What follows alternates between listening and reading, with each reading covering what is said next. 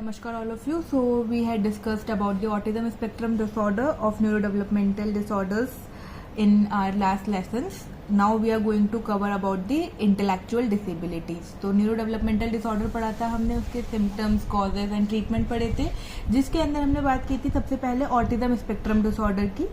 उसके बारे में भी हमने उसके सिम्टम्स, कॉज एंड ट्रीटमेंट पढ़ लिए. अब हम बात करेंगे इंटेलेक्चुअल डिसेबिलिटीज की.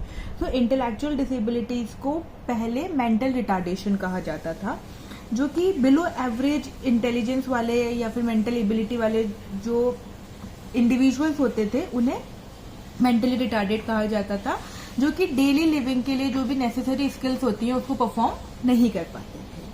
तो लोग जो होते इंडिविजुअल्स जो थे इंटेलेक्चुअल डिसेबिलिटीज के साथ में, वो लर्न भी कर सकते थे और परफॉर्म भी कर सकते हैं न्यू स्किल्स को, बट वो उन चीजों को लर्न करने में बहुत स्लो होते हैं, अपनी एज से बहुत ज्यादा पीछे रहते हैं वो इन सब चीजों में. तो ये जो है डिग्री जो है इसकी वो वेरी करती है फ्रॉम माइल्ड टू सीवियर. तो टर्म जो है मेंटल रिटार्डेशन, अब उसको ऑफन यूज नहीं किया जाता है बिकॉज वो ऑफेंसिव होता है और नेगेटिव टोन के अंदर होता है. तो इसलिए अब हम लोग उस चीज को यूज करते हैं as a intellectual disability. So intellectual disability involve करती है प्रॉब्लम्स को जनरल मेंटल एबिलिटीज के साथ में, जो अफेक्ट करती हैं फंक्शनिंग को दो एरियाज की. कौन सी दो एरियाज की फंक्शनिंग को? इन दो एरियाज की फंक्शनिंग को, इंटेलेक्चुअल फंक्शनिंग को एंड अडेप्टिव फंक्शनिंग को. तो इंटेलेक्चुअल फंक्शनिंग मीन्स जैसे कि आप चीजों को लर्निंग हो गया, प्रॉब्लम सॉल्विंग हो गया, जजमेंट हो गया, ये बहुत ज्यादा पुअर होती है जो इंसान को इंटेलेक्चुअल डिसेबिलिटीज होती है. अडेप्टिव फंक्शनिंग लाइक एक्टिविटीज जो आपकी डेली लाइफ के अंदर आप परफॉर्म करते हो, like communication, independent living, working, आपका हाउस होल्ड वर्क हो गया, वॉट एवर जो भी आप पूरे दिन भर में करते हो, वो सब चीजों को हम कहेंगे अडेप्टिव फंक्शनिंग. अगर इन दो चीजों के या इन दो एरिया के अंदर फंक्शनिंग जो है इंटेलेक्चुअल फंक्शनिंग और अडेप्टिव फंक्शनिंग के अंदर आपके कोई प्रॉब्लम होती है, तो हम कह सकते हैं कि पर्सन के चांसेस जो हैं वो बहुत ज्यादा हाई हैं इंटेलेक्चुअल डिसेबिलिटी के. सो इंटेलेक्चुअल और अडेप्टिव डेफिसिट्स जो होते हैं वो अर्ली डेवलपमेंटल पीरियड के अंदर बच्चे के डेवलप होना स्टार्ट हो जाते हैं.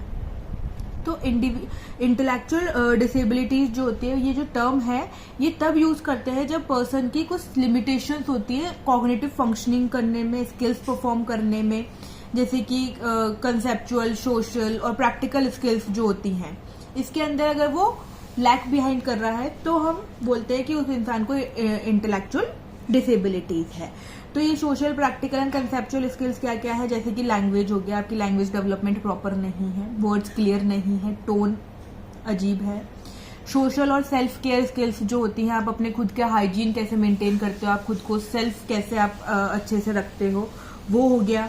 आप सोशली कैसे इंटरेक्ट करते हो लोगों के सामने, आपकी कम्युनिकेशन स्किल्स क्या है, आपकी वे ऑफ टॉकिंग क्या है, आपका कन्वर्सेशन को मेंटेन करने का तरीका क्या है, वो सब चीजें अपने conceptual, social and practical skills के अंदर अपन इंक्लूड करते हैं.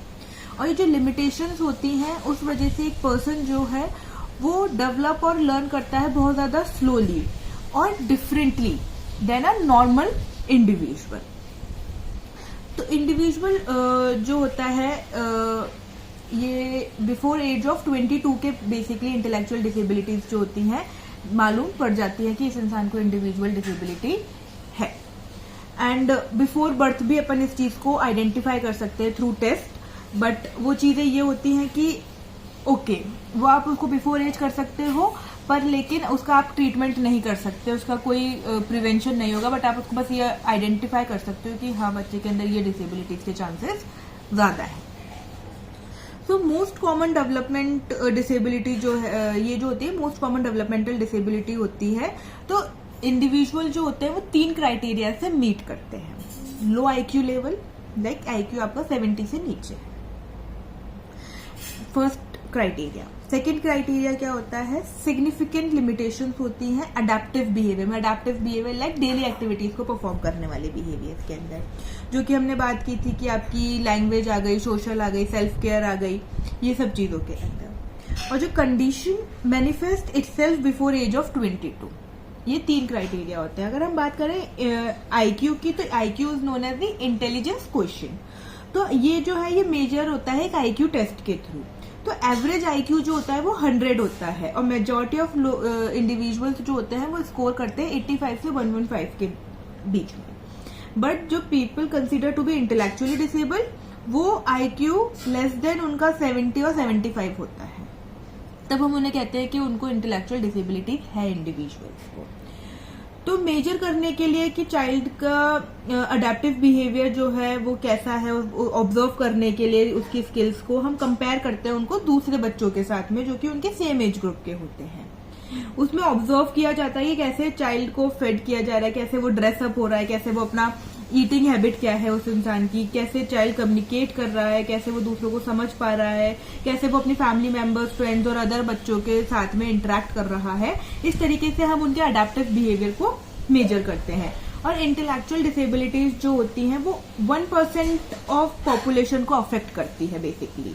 तो जो अफेक्टेड 85% जो होते हैं उनको माइल्ड इंटेलेक्चुअल डिसेबिलिटीज होती हैं, जिसका मतलब जो 1% में से भी 85% होंगे उनको माइल्ड होगा, रिमेनिंग को इतना सीवियरिटी ऑफ वो होता है इंटेलेक्चुअल डिसेबिलिटी। दिस मीन्स कि जो बहुत ही कम या एवरेज जो है लर्निंग न्यू इन्फॉर्मेशन बहुत कम होती है उन बच्चों के अंदर। अब हम बात करेंगे इसके बाद में कि क्या क्या साइंस होते हैं, क्या क्या सिम्टम्स होते हैं इंटेलेक्चुअल डिसेबिलिटी की। ये हमने पढ़ा था कि बेसिक इंटेलेक्चुअल डिसेबिलिटीज क्या होती हैं, कौन से 2 एरिया पे वो अफेक्ट करती है मेजरली, अपने इंटेलेक्चुअल फंक्शनिंग पे और अडेप्टिव फंक्शनिंग पे। और ये एज ऑफ 22 से पहले अपन को बेसिकली समझ में आ जाता है कि इस इंसान को इंटेलेक्चुअल डिसेबिलिटीज है। और ये कुछ क्राइटेरिया होते हैं जो कोई एक इंडिविजुअल मीट करता है तब हम कह सकते हैं कि उसको इंटेलेक्चुअल डिसेबिलिटी है। अब हम बात करेंगे सिम्टम्स क्या होते हैं इंटेलेक्चुअल डिसेबिलिटी के। तो इंटेलेक्चुअल डिसेबिलिटी जो अपन ने बात की कि वो वेरी करती है डिपेंडिंग ऑन इंडिविजुअल और लेवल ऑफ सिवियरिटी। सारे के सारे जितने भी डिसऑर्डर्स होते हैं वो एक इंडिविजुअल और लेवल ऑफ सिवियरिटी के ऊपर वेरी करते हैं हर एक इंडिविजुअल के। तो हम ये नहीं कह सकते कि सबके लिए यही साइंस होंगे, सबके लिए यही सिवियरिटी होगी, सबके लिए यही इश्यूज होंगे। तो सम कॉमन सिम्टम्स और साइंस जो होते हैं जो कि ज्यादातर % ऑफ लोगों के अंदर फाइंड आउट होते हैं वो ये जो हम पढ़ने वाले हैं आगे वो होते हैं। और हम बात करें कि साइंस जो अपीयर होते हैं इन्फेंसी के साथ में, वो जरूरी नहीं है कि वो बच्चा जब स्कूल एज तक पहुंचे तब वो नोटिस आप कर सको या वो नोटिसेबल हो वो साइंस। और ये सिवियरिटी पे भी डिपेंड करता है डिसेबिलिटी की। जो मोस्ट कॉमन साइंस जो होते हैं एक्चुअली इंटेलेक्चुअल डिसेबिलिटी के, जैसे कि रोलिंग ओवर हो गया, सिटिंग अप, क्रॉलिंग या फिर वॉकिंग हो गया, आप ट्रबल हो रहा है आपको बात करने में, आप बहुत ज्यादा लेट रिस्पॉन्ड कर रहे हो किसी चीज का, आपकी टॉयलेट ट्रेनिंग कैसी हुई है, आपकी ड्रेसिंग कैसे करते हो, आप खुद को कैसे फीड करते हो, आप चीजों को कितना अच्छे से रिमेम्बर कर सकते हो, अगर आप इनेबल हो कनेक्ट करने में आपके एक्शंस के साथ में कि आपका एक्शन क्या है और कॉन्सिक्वेंसेस कुछ और ही हो रहे हैं, आप किसी और कॉन्सिक्वेंस के लिए काम करना चाह रहे थे। बिहेवियर प्रॉब्लम होती है, जैसे कि एक्सप्लोसिव ट्रॉमास किसी ने फेस किए हों, प्रॉब्लम सॉल्विंग और लॉजिकल थिंकिंग के अंदर डिफिकल्टीज होती हैं। तो ये जो होते हैं नेचुरल साइंस होते हैं अपने इंटेलेक्चुअल डिसेबिलिटीज के। और चिल्ड्रन जिनको सीवियर होता है, सीवियर इंटेलेक्चुअल डिसेबिलिटीज होती है, उनको अदर हेल्थ प्रॉब्लम्स भी हो सकते हैं साथ साथ में, जैसे कि सीजर्स हो गए, मूड डिसऑर्डर्स हो गए, एंजाइटी, ऑटिज्म, ये मूड डिसऑर्डर्स के अंदर आ जाएंगे। मोटर स्किल इम्पेयरमेंट हो गई, विजन प्रॉब्लम हो गई, हियरिंग प्रॉब्लम हो गई। तो ये जो चीजें हैं ये हमारे कॉमन साइंस है इंटेलेक्चुअल डिसेबिलिटीज के। अगर हम बात करें कि क्या हमारे सिम्टम्स रहते हैं बेसिकली, तो फर्स्ट सिम्टम हमने बात की है इंटेलेक्चुअल फंक्शनिंग की। तो इंटेलेक्चुअल फंक्शनिंग में हम ये बात करेंगे कि इंडिविजुअल्स जिनको इंटेलेक्चुअल डिसेबिलिटी होती है उनका लिमिटेड इंटेलेक्चुअल फंक्शनिंग होती है, उनको डिफिकल्टीज होती है रीजनिंग के अंदर, प्रॉब्लम सॉल्विंग के अंदर, एब्स्ट्रैक्ट थिंकिंग के अंदर और जनरलाइजिंग इंफॉर्मेशन के अंदर। इन सब चीजों के अंदर इंटेलेक्चुअल डिसेबिलिटी वाले इंसान को प्रॉब्लम होगी। और वो बहुत ज्यादा लंबा टाइम लेते हैं किसी भी नई चीज को या नई स्किल को लर्न करने में, या और उनको बहुत, जैसे उनके पास कोई नॉलेज है तो उसको वो अप्लाई कैसे करें अपने नॉलेज को प्रैक्टिकल सिचुएशन के अंदर, उसकी स्किल्स भी बहुत ज्यादा कम होती हैं और वो उनको बहुत ट्रबल होता है उस चीज़ को अप्लाई करने में। फिर हम बात करेंगे डेवलपमेंटल डिलेज की। तो डेवलपमेंटल डिलेज बेसिकली चीज़ हो गई कि जिस बच्चे को इंटेलेक्चुअल डिसेबिलिटी है वो एक डिले होता है उसके उस डेवलपमेंटल माइलस्टोन तक पहुंचने में। जैसे कि आपको बैठना कैसे है, आपको क्रॉल कैसे करना है। बच्चा 2 साल का हो जाएगा, उसे क्रॉल करना नहीं आएगा। जिस एज में नॉर्मल बच्चे जो होते हैं वो वॉक करना स्टार्ट कर देते हैं, धीरे धीरे खड़े टेबल चेयर्स इन सबको पकड़ के खड़ा होना स्टार्ट कर देते हैं। सिटिंग तो मतलब उनकी अच्छी हो जाती है, वो बैठ तो आराम से खुद ही जाते हैं। तो उस एज के अंदर उनके डिले होता है, बोलने में उनके डिले होगा, टॉयलेट ट्रेनिंग में उनके डिले होगा। तो इन डेवलपमेंटल माइलस्टोन तक पहुंचने में उनके जो डिले होता है उसे हम कहते हैं डेवलपमेंटल डिलेज। और ये जो है ये इन्फेंसी के टाइम पे भी हो सकता है और अर्ली चाइल्डहुड के टाइम पे भी हमें दिख सकता है। तो intellectual functioning and developmental delays ये 2 सिम्टम्स होते हैं। फिर हम बात करेंगे इसी के अंदर लैंग्वेज एंड कम्युनिकेशन डिफिकल्टीज भी होती हैं। कुछ इंडिविजुअल्स जो होते हैं इंटेलेक्चुअल डिसेबिलिटी वाले वो एक्सपीरियंस करते हैं चैलेंजेस को लैंग्वेज डेवलपमेंट के अंदर या फिर कम्युनिकेशन के अंदर।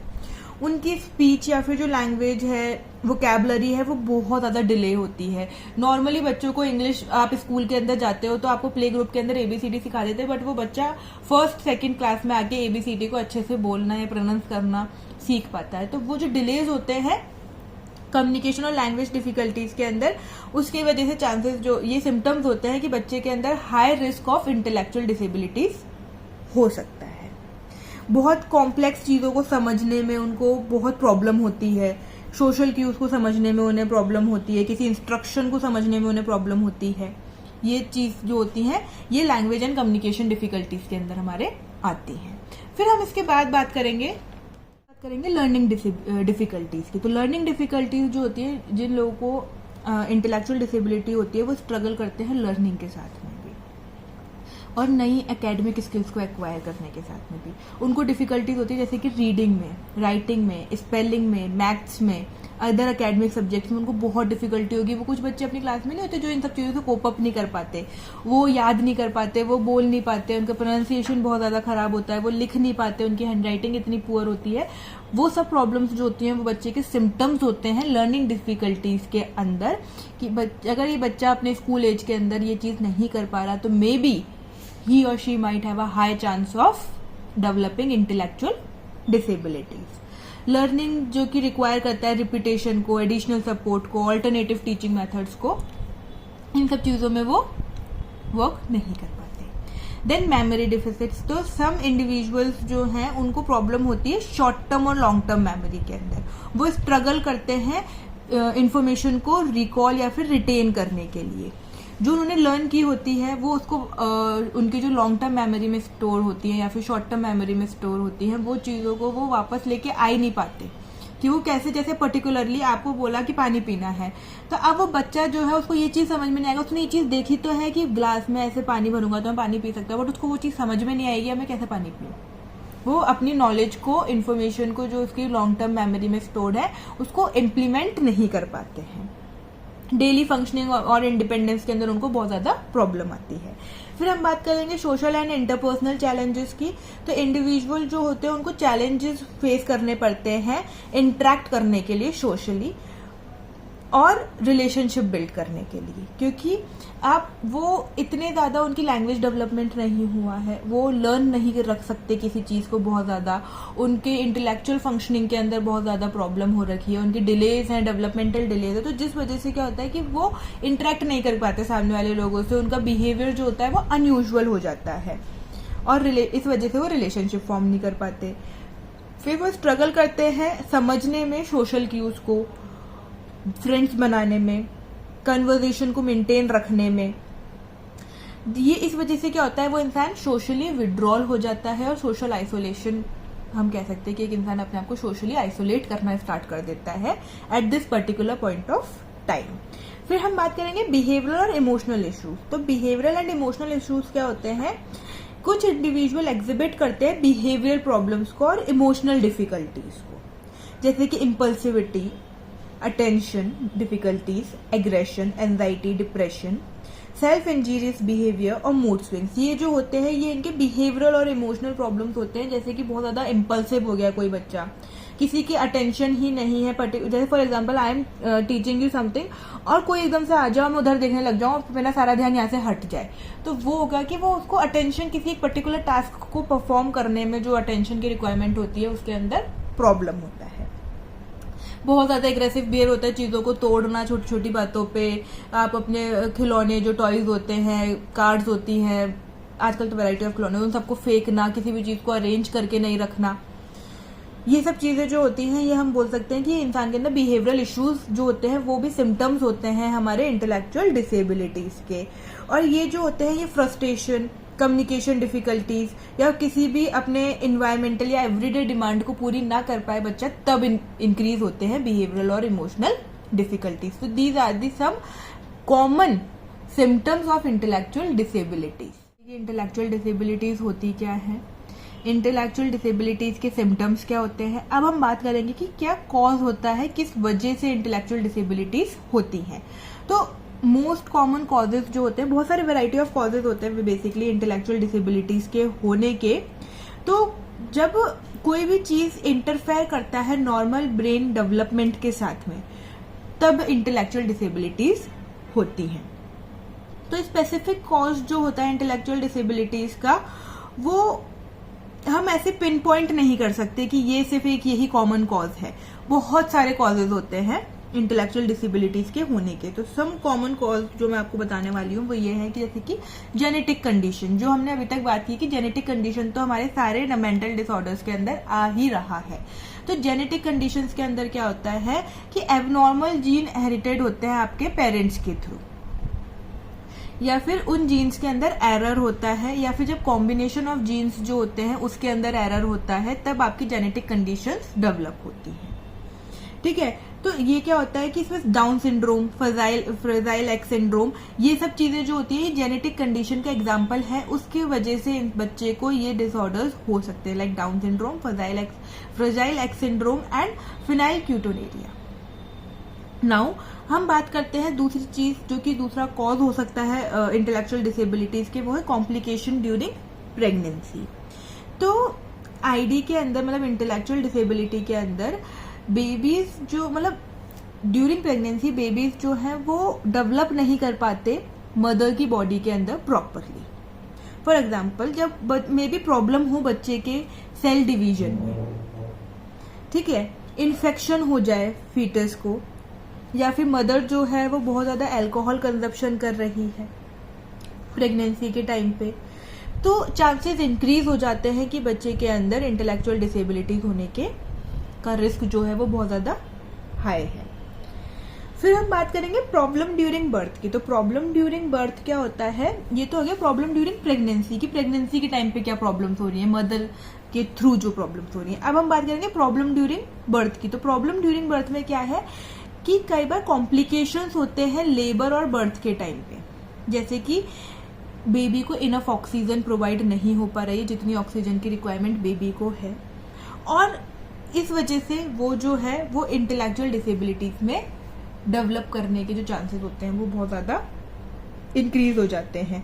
फीटल का जो ब्रेन डेवलपमेंट है वो प्रॉपर हो ही नहीं पाता उस टाइम पे, और बेबी जो है ऑक्सीजन की कमी है या फिर वो बहुत ज्यादा प्री मैच्योर हुआ है, मतलब टाइम से पहले हुआ है, तब चांसेस ज्यादा है कि बच्चे के अंदर ये आ जाए। इंजरीज या फिर इलनेस हो जाए किसी तरीके की, जिस वजह से हेड इंजरी हो जाए, या फिर आपके सीवियर हेड इंजरी हो सकती है, वूपिंग कफ हो सकता है। तो ये जो इंजरीज और इलनेस जो होती हैं इनके वजह से भी चांसेस होते हैं, अगर बच्चे के अर्ली डेवलपमेंटल एज के अंदर ये हो रहा है तो उसको इंटेलेक्चुअल डिसेबिलिटीज हो जाए। फिर हम बात करेंगे डिसीज और टॉक्सिक एक्सपोजर की। तो डिसीज जैसे कि अभी मैंने बताया, वूपिंग कफ हो गया, मिसल्स हो गए, इसकी वजह से क्या हो सकता है, इंटेलेक्चुअल डिसेबिलिटी एक इंडिविजुअल को हो सकती है। और ये जो होता है एक्सट्रीम मेल न्यूट्रिशन की वजह से भी हो सकता है, किसी को अप्रोप्रिएट मेडिकल केयर नहीं मिल रही, जैसे बच्चे को खांसी हो रखी है बहुत टाइम से, तो उसके पेरेंट्स उस पर फोकस ही नहीं कर रहे, या बच्चा दूध पीने के बाद में बर्प नहीं ले रहा है तो पेरेंट्स फोकस नहीं कर रहे हैं, बच्चा ज्यादा रो नहीं रहा है तो पेरेंट्स फोकस नहीं कर रहे हैं, तो प्रॉपर मेडिकल केयर नहीं मिल रही है बच्चे को, या फिर कोई भी इंसान या इंडिविजुअल एक्सपोज हो रहा है टू अ पॉइजन जैसे कि लेड और मर्क्यूरी, जो एक कुछ इंडस्ट्रियल एरियाज होते हैं जहाँ पे आपको ऐसी चीजें मिल जाती हैं कि जहाँ पे एनवायरनमेंट के अंदर लेड और मर्क्यूरी का एक्सपोजर जो होता है वो बहुत ज्यादा होता है। अगर उस पर ज्यादा एक्सपोजर हो रहा है बच्चे का तो भी चांसेस होते हैं कि उस बच्चे के अंदर इंटेलेक्चुअल डिसेबिलिटीज हों। तो these are the some common causes जिसके वजह से इंटेलेक्चुअल डिसेबिलिटीज होने के चांसेस जो होते हैं कि चाइल्ड में और एक इंडिविजुअल में, एक एडल्ट में, वो हाई होते हैं। हमने पढ़ा कि इंटेलेक्चुअल डिसेबिलिटीज होती क्या है, क्या सिम्टम्स हैं, क्या कॉजेज हैं। तो अब हम बात करेंगे ट्रीटमेंट की। बट हम ट्रीटमेंट के पहले एक छोटी सी चीज मैं आपको बताना चाहती हूँ, वो ये है कि हम इंटेलेक्चुअल डिसेबिलिटीज को प्रिवेंट भी कर सकते हैं। तो इंटेलेक्चुअल डिसेबिलिटीज जो कॉज होते हैं, कुछ जो कॉज होते हैं, जैसे कि अपन अगर बात करें मोस्ट कॉमन कॉज जो होता है वो होता है फीटल अल्कोहल सिंड्रोम। तो प्रेगनेंसी के टाइम पे मदर को ड्रिंकिंग अल्कोहल जो होता है, मतलब अल्कोहल हो गया, स्मोकिंग हो गया, ड्रग्स हो गया, इनका जो यूज होता है इसे बिल्कुल बंद कर देना चाहिए, जिस वजह से जो फीटल अल्कोहल सिंड्रोम होने के चांसेस जो होते हैं बच्चे के अंदर वो नहीं होंगे अगर ये प्रिवेंशन पहले ही ले लिया जाए। अगर बच्चे प्रेगनेंसी के टाइम पे प्रॉपर प्रीनेटल केयर दी जाए, प्रीनेटल विटामिन लिए जाए, वैक्सीनेशंस ली जाए इन्फेक्शियस डिसीज होने के लिए, तो ये जो है ये लोअर कर देता है रिस्क को चाइल्ड के अंदर कि जब वो बॉर्न होगा तो इंटेलेक्चुअल डिसेबिलिटीज के चांसेस जो है वो बहुत ज्यादा कम रहेंगे। या फिर फैमिलीज के अंदर जिनके जेनेटिक डिसऑर्डर है, हिस्ट्री ऑफ जेनेटिक डिसऑर्डर है, जेनेटिक टेस्टिंग जो होती है वो भी रिकमेंड की जाती है जब आप कंसीव करते हो। और सर्टेन टेस्ट जो होते हैं जैसे कि अल्ट्रासाउंड हो गया, अमीनोसेंटेसिस हो गया, ये परफॉर्म किए जाते हैं प्रेगनेंसी के टाइम पे, जिसके वजह से आप उन प्रॉब्लम्स को देख सको जो कि एसोसिएटेड है इंटेलेक्चुअल डिसेबिलिटीज के साथ में, कि भाई ये इंटेलेक्चुअल डिसेबिलिटीज हो सकती है। मतलब ये टेस्ट जो है वो सिर्फ आइडेंटिफाई कर सकते हैं प्रॉब्लम को बिफोर बर्थ, बट वो उनको ठीक नहीं कर सकते। सो ये जो कुछ चीजें हैं जिसके थ्रू हम प्रिवेंट कर सकते हैं इंटेलेक्चुअल डिसेबिलिटीज को। अब हम बात करेंगे ट्रीटमेंट की। तो बेसिक ट्रीटमेंट जो होता है वो अगर हम उसकी बात करें तो प्योर या प्रॉपरली किसी चीज का क्योर नहीं है, बट ये क्योंकि इंटेलेक्चुअल डिसेबिलिटी क्या है, ये लाइफ लॉन्ग कंडीशन होती है कि एक इंडिविजुअल के साथ में। कुछ इंसान इसको इम्प्रूव कर लेते हैं अपनी फंक्शनिंग को ओवर टाइम, वो समझ जाते हैं कि हम कैसे अच्छे से फंक्शन कर सकते हैं, और किसी को अर्ली इंटरवेंशंस मिल जाते हैं तो वो उनकी फंक्शनिंग के अंदर इम्प्रूव कर सकते हैं। तो अगर हम बात करें मोस्ट ट्रीटमेंट प्लान्स जो होते हैं इंटेलेक्चुअल डिसेबिलिटी वाले इंसान के लिए, वो फोकस करते हैं किस पे, इंसान की स्ट्रेंथ पे, नीड पे, इंडिविजुअल को क्या सपोर्ट की नीड है उस पर्टिकुलर फंक्शन को परफॉर्म करने के लिए, एंड एडिशनल कंडीशंस को। तो सम की कंपोनेंट्स जो हैं ट्रीटमेंट के वो हैं educational and special interventions, behavioral and social skill training, speech therapy, occupational therapy, physical therapy, medications, supportive services. So education and specialized intervention क्या होते हैं, इंडिविजुअल जो होते हैं इंटेलेक्चुअल डिसेबिलिटी के साथ में उनको बेनिफिट करो स्पेशल एजुकेशन प्रोग्राम से, जो कि उनकी क्या स्पेसिफिक नीड है उस चीज पे फोकस करें।